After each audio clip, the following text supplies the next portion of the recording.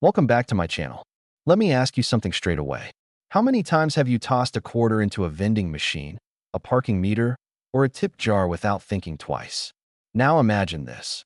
What if one of those quarters wasn't just worth 25 cents, but hundreds, even thousands of dollars?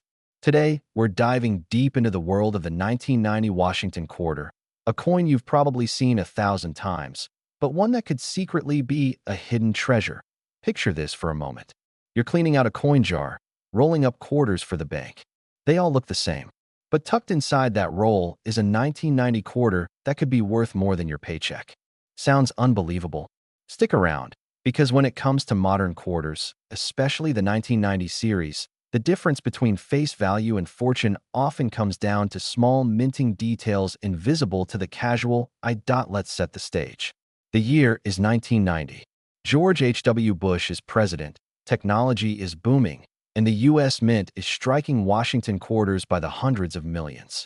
Most of these coins are ordinary, clad composition, copper-nickel sandwich, the type you see every day. But here's where the magic begins. Among these massive mintages, rare varieties and error coins slipped into circulation. And those are the ones collectors chase, paying big premiums to get their hands on them. So, what makes a 1990 quarter valuable? First, condition. A regular 1990 quarter pulled from circulation might only be worth 25 cents. But in mint state 67 or higher, especially with full luster and sharp strikes, these coins can sell for $1,500 or more at auction. In fact, pristine examples graded by PCGS and NGC have crossed the four-figure mark repeatedly because flawless coins from this year are surprisingly hard to find. Now let's talk about the real stars, the errors. 1990 quarters are known for several fascinating minting mistakes that transform a common coin into a prize. There are off-center strikes, where part of the design is missing because the planchet wasn't aligned correctly. Depending on how dramatic the error is, these can be worth anywhere from $100 to $500. Then there are clipped planchets, where part of the coin is missing, like someone took a bite out of it. Collectors love these oddities, and they routinely sell for hundreds. But the most exciting variety is the doubled die. On some 1990 quarters, the inscriptions like "In God We Trust" or the date show doubling. These are highly sought after, with values ranging from $500 to over $2,000, depending on grade. And remember, most people never notice doubling unless they examine the coin closely. That means these treasures could be sitting in your change right now, waiting to be discovered. And here's something most people don't realize. The 1990 Washington quarter represents the end of an era. Just a decade later, the Mint launched the State Quarters program, flooding the market with new designs.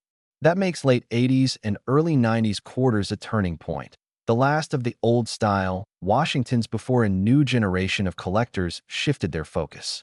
For that reason, coins like the 1990 quarter are gaining more and more attention as people look back to complete their sets.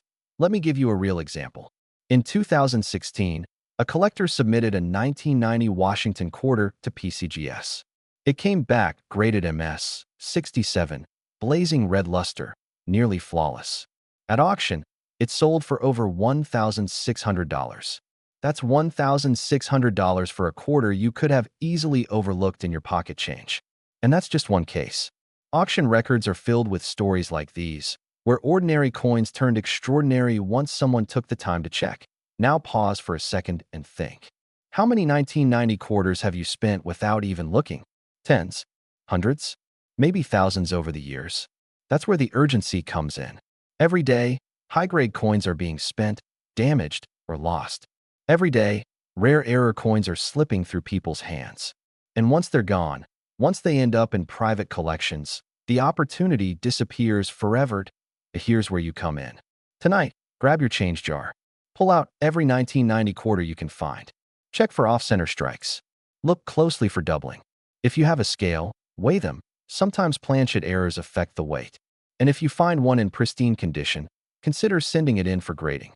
Because the difference between a common 25-cent piece and a $2,000 collectible is nothing more than awareness and action. And let's break the pattern for just a moment. Isn't it funny how people will spend hours chasing discounts on shopping apps, clipping digital coupons, or scrolling endlessly through social media, but they won't spend 15 minutes examining the coins they already own? The truth is, those minutes could be the most valuable investment of your time. Because hidden in your pocket change may be the financial surprise you've been waiting for. So here's the bottom line. The 1990 Washington quarter isn't just another coin. It's a symbol of hidden opportunity. It's proof that treasures don't have to be buried in the ground or locked away in a vault. Sometimes, they're jingling in your pocket. The only question is, will you notice? As we wrap up, remember this. The next time you see a 1990 quarter, don't just see 25 cents. See potential. See possibility. Because the collector's market is alive, growing, and ready to reward those who recognize rarity when they hold it in their hand. And who knows? The next big discovery could be yours, because sometimes the smallest details turn ordinary change into extraordinary fortune.